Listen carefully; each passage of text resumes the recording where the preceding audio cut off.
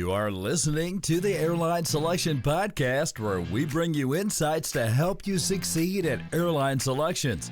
This podcast is brought to you by Airline Selection Program.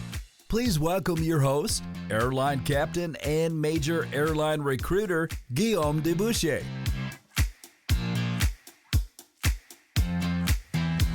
Hello and welcome. I'm very pleased to announce the very first episode of our podcast, the Airline Selection Podcast, and we are going to start it with our Calvin Speaks series. So Calvin Speaks is me interviewing Calvin Shields, a good friend of mine, a former British Airways pilot, not only a pilot, but a British Airways captain and British Airways examiner, who then went to work for Singapore Airlines. He's a fantastic pilot, fantastic character. He's written a book. He's a celebrity, and he's with us today. And what's going to happen is that we're going to record several episodes of this, and we're going to follow his career and get his opinions on what aviation was like in the past, what it's become, what's the same, what has changed. And he's going to take us through his career and everything that's happened.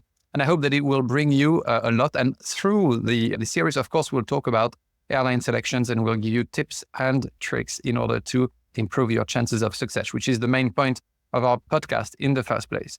But so now let's go with Calvin. And Calvin, hello, how are you doing today? Hi, Guillaume. Thank you very much. I really feel I should be actually on the History Channel rather than on your channel. But yes, thank you for that introduction. I'm very happy to be working with you on the program. Please just introduce yourself. Tell us a little bit about your CV, what you've done, and how you got from where you were to where you are now, and maybe a little bit about your very first selection. When I started at 18 years old in the late 60s, everything was much slower. There was no email, and therefore during the selection process, we had to wait a few days to get a response to any inquiries or any mail that was actually sent. However, I went to an all-boys boarding school, and after that, I applied to be an airline pilot, and I joined Hamble, which was the cadet program for British Airways, British Overseas Airways Corporation, which was a precursor to the long-haul operation in British Airways. However, in those days, the only way to actually make it to become a pilot was to either have been a pilot already with the Royal Air Force or to join a cadet program, which is effectively what was run by British Airways or BOAC at Hamble near Southampton. Effectively, what was very attractive to me was the fact that the interview was residential, and it meant that I could get out of my jail, out of my boarding school. It was an all-boys boarding school, and so I had to go by train down to Southampton, spend 2 days on stage one of the selection process at Hamble, which meant I could get out of school, I could go down the pub and have a beer, for example, and so on in the evening. If I was fortunate enough to pass that, there was yet another 2-day selection process a little bit later on, which again got me out of school. So that was a big attraction for me. Finally, there was a week's, they called it flying acceptance training, which was held during the summer. And the idea was to go to Hamble once again and fly the Chipmunk for 5 days or 6 days. However, for some reason, I wasn't selected to do that. The process itself was very long-winded.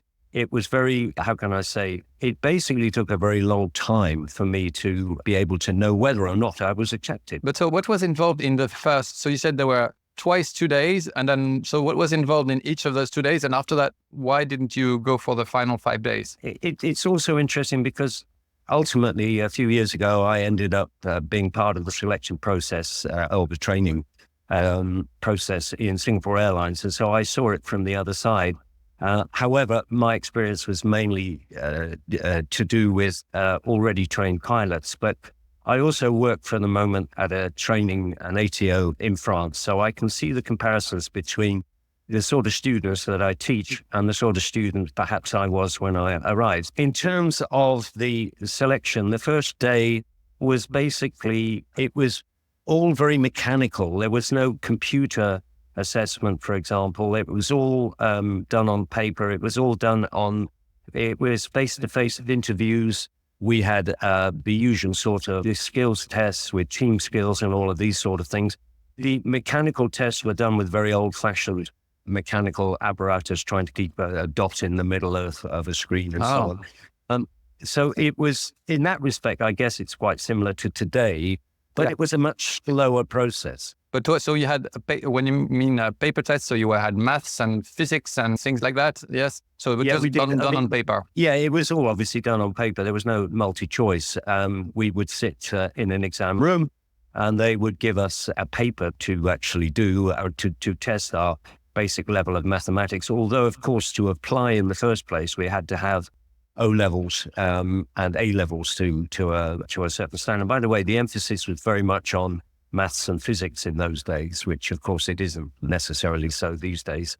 Yeah, as far as the selection was concerned, I was totally and utterly unprepared. There was nothing available to prepare me for the interview. Do you have any idea of what the papers were going to be like? The actual, what today is a psychometric exercise, which in your day was then mathematics, physics, and did you have any idea? No, I didn't even know what a psychometric test was. And all the information when I applied, all it said was just come for an interview. You can be an airline pilot. 2 years, you can be earning £1,500 a month. £1,500 a year after 2 years of training. And that was all it said. So I must admit, there was a rather pretty young lady on the brochure at the front, and I thought that's what attracted me.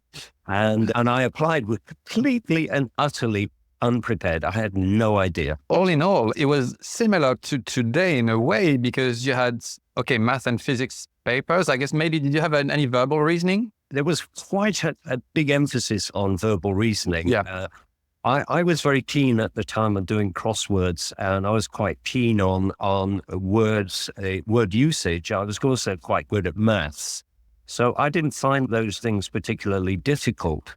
But what I can say is there was no information. There was no way I knew what to expect. And it was pretty full on. It was quite a long time ago, Guillaume, to be honest. I can't remember the details. No, sure.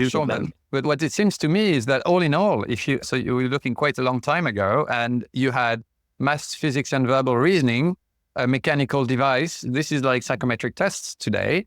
Then yes. you said you had some group exercises and also some individual interviews. And so this seems to me, and after that, they would put some candidates on a plane, which seems to me it's very similar to today at the end of the day. Yes, I guess what I'm suggesting is that it was a lot less automated. It was all one-on-one with they were mainly, in fact, I think almost exclusively ex-RAF pilots who had retired, who ran the show. They had themselves, I'm quite convinced, no training in selection. Yeah. And I guess it was really just a sort of gut feeling whether you were good enough. Obviously, I had to pass the exams that they gave me. I had to pass the verbal reasoning. And then, of course, you had these coordination tests, which not done on a computer, where you had, if I remember rightly, there was a series of flashing lights and you had to press a red button if it was a sequence, so with the left hand, and then a blue button, a green button on your right hand if it was a different sequence.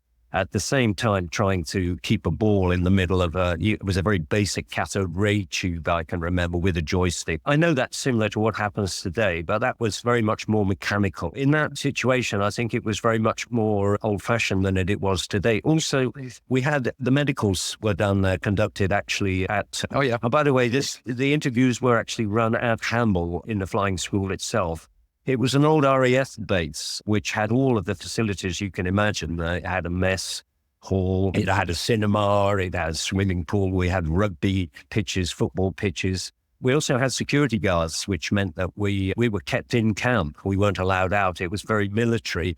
But at the same time, they had a medical wing. And so they were able to do our medicals with an AME. That saved a bit of time going up to Gatwick or something like that. Do you say you didn't have to do the 5 days? Why was that? I have absolutely no idea, Guillaume. I was actually disappointed because I'd never flown anything in my life before. I was the son of an RAF officer, and I had been fortunate enough during my childhood to fly all over the world with either positioning on the RAF or even occasionally on BOAC to Singapore, Aden and places like that. So I had experience of being on an aeroplane, and actually very strangely, on the last flight back that I came back when I was 17 from Aden, I was 17 at VC-10, and the flight crew invited me up to the flight deck, and I asked if I could go actually, and I went up and I'm chatting to the captain. The captain didn't really talk to me, but the first officer and the engineer did, and he's pointing it all out.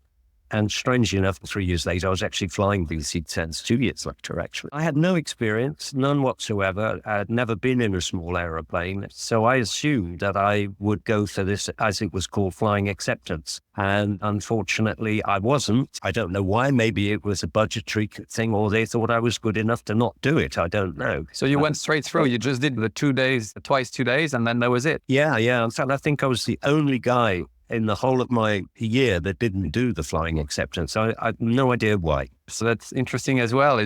We've got a small age gap, you and I, but then we've done many similar things, and experiences are sometimes so interesting to relate to. This flying for me was my second career. I was in the industry. Initially, I was in the telecommunications industry. The first time I was sent on a long trip to Australia, I did the last leg with BA, and they allowed me on the flight deck.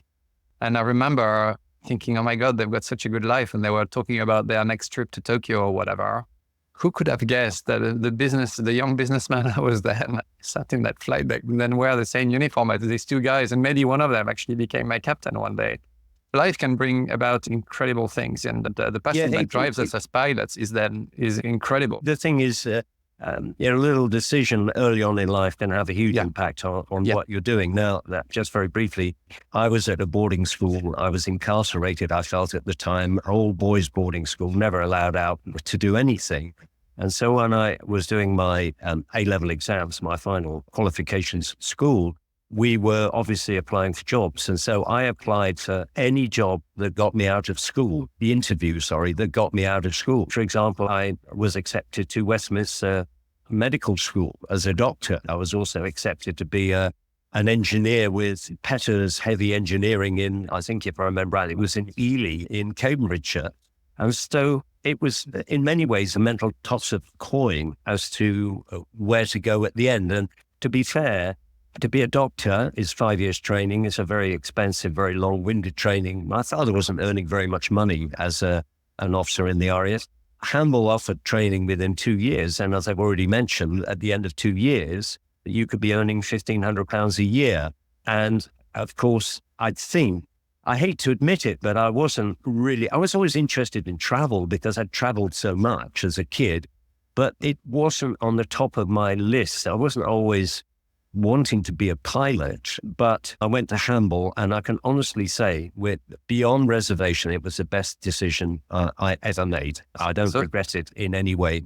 In fact, strangely enough, my very first pay packet, we had to pay a little bit back to Hamble for our training, which of course most cadets do these days. My first month when I joined BOAC was £92 for the month. That would go a long way today. So basically what made you become a pilot was the 2-year training and this pretty girl on the brochure. Yeah, it was a 2-year training. As I say, I really felt I couldn't rely on my parents, or I didn't want to rely on my parents to subsidize me for 5 years, 2 years training. And it also, the other thing too in those days, to be a pilot was incredibly glamorous. It was, I don't know if you remember, the Peter Stuyvesant cigarette advertisement was done with a captain with 4 rings for a cigarette. And if you were an airline pilot, you had quite a lot of standing in society. You were regarded as a little bit of a hero, because in those days, of course, flying was still regarded as being a little bit risky and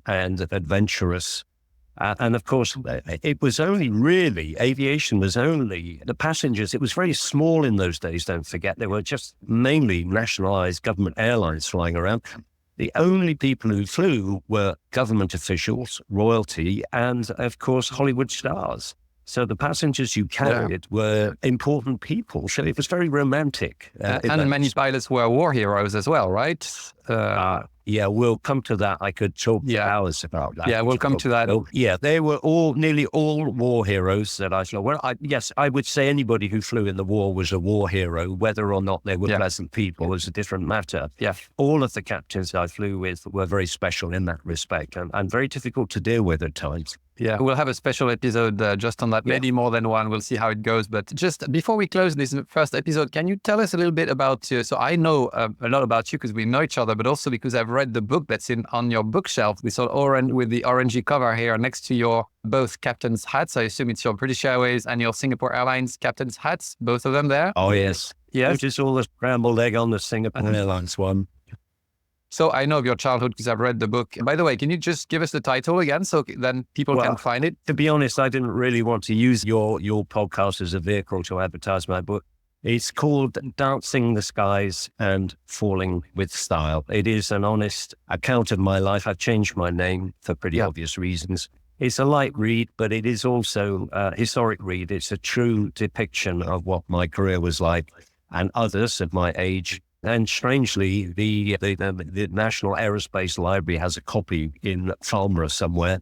So I guess there must be some historical actresses in there which they recognize. Yeah, it's a gripping book, particularly the first scene. I'm not going to give away anything, but it's very well written. It's good for anybody who wants to improve their English skills because it's very well written and lots of humor and also lots of drama because your life was made of success and there were some dramas around you, the people who flew with you initially and all of that. And it's interesting because the life of an airline pilot is tough. And we share that, you and I, that it's been made of wonderful things and this job is tough on us as well. So it's true of me and it certainly shines through your book. So I recommend anybody to read it. So tell us, and what I liked at the beginning as well was you explaining your childhood where you grew because you grew up in England that still had its colonies, or at least it was maybe not far from the end, but you grew up there. How was it like? Where did you grow up?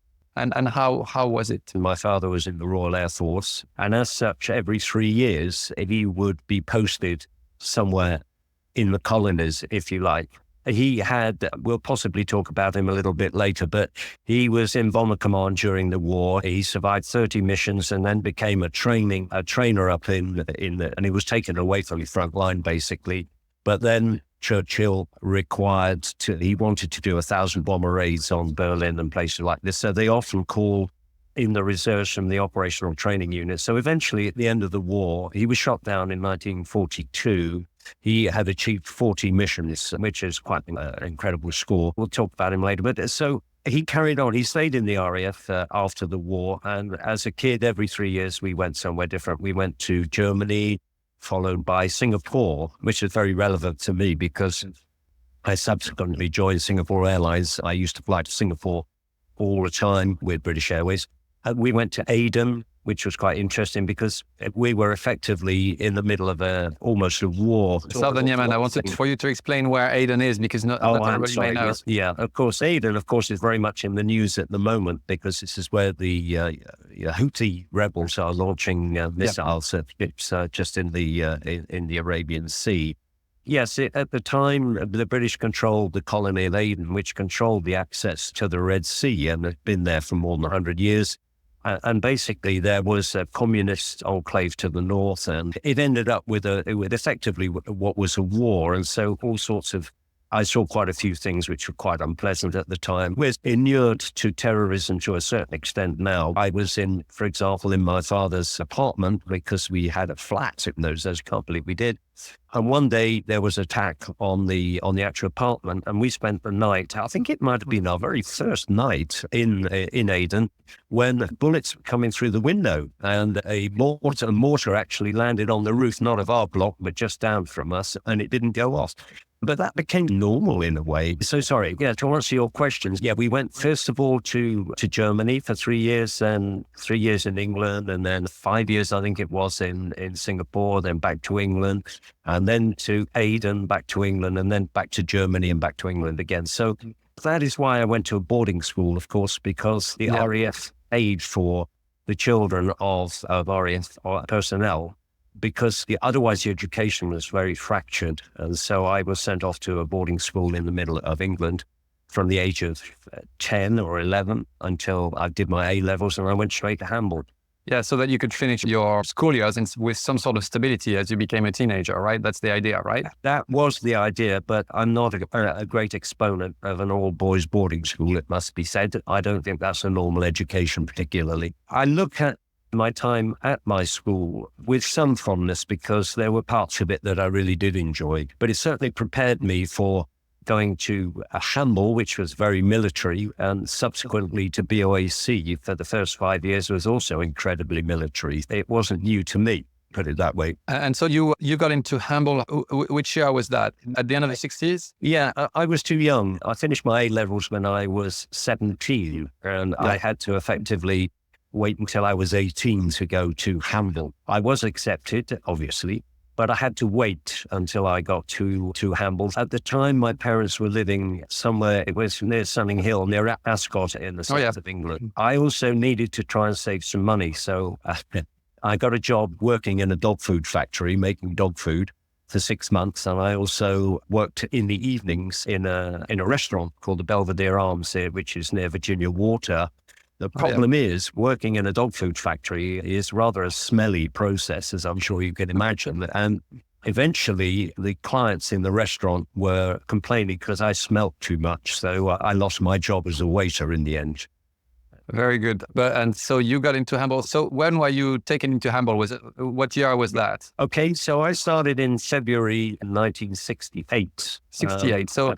That's interesting. So then you grew up as a child, when you were in Aden in the 50s, then I guess, where there was a lot of turmoil in Aden and I guess in many of the colonies as well, right? In those days. You're absolutely right, Guillaume, because this actually had quite a big impact on my career later on, because after the Second World War, the Great British Empire began to break up and various colonies, if you like to call them, those were granted their independence. And of course, particularly in Africa, in the South Arabia, if you like, this process, this transfer of power was not without its troubles. Yeah. And because ultimately I flew for BOAC, which was effectively a government airline, we often went to these hotspots, bringing never troops, but we would bring government officials and therefore we were quite often on the front line in that respect, going to places that other airlines weren't going to. Yeah, we often forget in today's British, because I flew for British Airways too, you often forget the role that it played during those times, and much more so than other legacy carriers. British Airways really had this pivotal role in keeping, today British Airways, it's connecting Britain to the world and the world to Britain. It was very true in those days, connecting it to its Commonwealth and all of that. It played a very important role. Okay, I think we're going to just wrap up this very first episode, which I'm sure you'll have found fascinating. We've discovered your childhood, your teenage, and how you went through your first selection. And in the next episode, we're going to go a little bit deeper into what it was like then to start your career as an airline pilot. And then we'll have some more episodes we'll talk about your dad, and we'll do a bit of flashbacks so that we keep this entertaining for you. Calvin, do you have anything else to add on this episode before we wrap up? No, what I'd really like to say is that what I do at my training school at the moment is when I first started flying, I learned just as much from talking to the old pilots in the bar as I did from the formal training that I received. And my career is one that I absolutely loved, and I feel it's my duty to pass, and I want to do this, is pass on my experience and encourage people to pursue their career, because ultimately the career that you have chosen as an airline pilot is absolutely the best career in the world. Great. And yes, so we'll go deeper into that. And also, we didn't talk too much about your actual career, because you had an incredible career in the sense that you never did short haul, and you became a trainer very early on by any sort of standards in a legacy career. So you did most of your life in training, actually. And then in those days, British Airways was asking pilots to leave at 55, which you were probably one of the last who had to go through this and then do another career when you are already 55. But so all of this we will detail in another episode, because it's interesting on its own, how you led your career, how it went and what you went through and how you went about it. And that's it. We'll wrap this episode now. And our purpose with the Airline Selection Program and this Airline Selection Podcast is to help you succeed at airline selections. So you can go and find all the resources that you need on our website, online.airlineselectionprogram.com. We're always here to help you and bring you some interesting content that we hope will make your selection a pleasant experience and lead you to success. Thank you. This podcast was brought to you by Airline Selection Program, a company that is focused on helping you succeed at airline selections. Our flagship course, Advanced Interview Course, has helped hundreds of pilots just like you become successful. Visit our website at online.airlineselectionprogram.com and find out how you too can get the job of your dreams.